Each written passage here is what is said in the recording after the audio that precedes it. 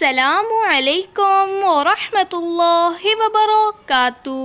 معزز ناظرین، صبح و شام کا بہترین وظیفہ 3 مرتبہ سورہ فاتحہ، 3 مرتبہ سورہ اخلاص اور 3 مرتبہ آیت الکرسی۔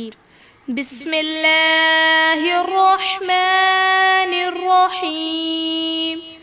لا الہ الا انت سبحانک انی کنت من الظالمین۔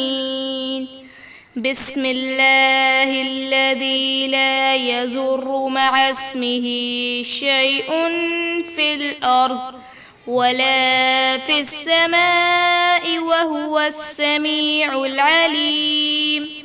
اول آخر درود ابراہیمی 3 مرتبہ پڑھ کر انسانیت کے لیے دعائے خیر فرما دیں۔